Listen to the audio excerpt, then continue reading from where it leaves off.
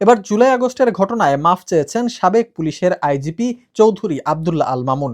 জুলাই আগস্টের বৈষম্য বিরোধী ছাত্র আন্দোলন দমন করতে এত ছাত্র জনতা নিহত আহত হয়েছে, এই ঘটনার জন্য অনুতপ্ত ও লজ্জিত বলে জানিয়েছেন তিনি। ট্রাইব্যুনালে রাজসাক্ষী হয়ে তিনি বলেন, এত বড় গণহত্যা আমার দায়িত্ব পালনের সময় সংঘটিত হয়েছে, যার জন্য আমি দোষ ও দায় স্বীকার করছি। দেশবাসী, নিহত আহত পরিবার ও ব্যক্তির কাছে আমি ক্ষমা প্রার্থনা করছি। ট্রাইব্যুনাল 1-এ চেয়ারম্যান বিচারপতি গোলাম মর্তুজার নেতৃত্বাধীন 3 সদস্যের আন্তর্জাতিক অপরাধ ট্রাইব্যুনালের বিচারিক প্যানেলে এইসব কথা বলেন তিনি। রাজসাক্ষী হয়ে তিনি বলেন, জুলাইয়ে গণহত্যা চালানোর নির্দেশদাতা ছিলেন শেখ হাসিনা এবং সাবেক স্বরাষ্ট্রমন্ত্রী আসাদুজ্জামান খান কামাল। তাদের বিরুদ্ধে সাক্ষী দিয়েছেন চৌধুরী আব্দুল্লাহ আল মামুন। সাবেক আইজিপি মামুন বলেন, আমার মাধ্যমে যদি সত্য উদ্ঘাটন হয় তাহলে বাকিটা জীবন আমি অপরাধ বোধ থেকে মুক্ত পাব।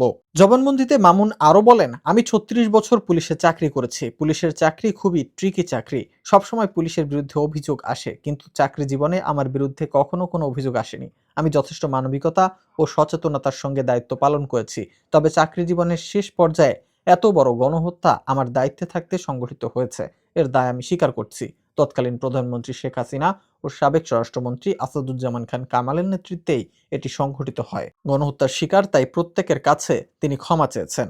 তিনি বলেন, আমার এই সত্য ও পূর্ণ বর্ণনার মাধ্যমে সত্য উদ্ঘাটন হলে আল্লাহ যদি আমাকে আরো হায়াত দান করেন, বাকি জীবনটা কিছুটা হলেও অপরাধবোধ থেকে মুক্তি পাবো। এদিকে 11তম দিনের মতো আজ সাক্ষী গ্রহণ শেষ হয়েছে ট্রাইব্যুনালে। তবে জেরার জন্য আগামীকাল বুধবার দিন ধার্য করেছে ট্রাইব্যুনাল।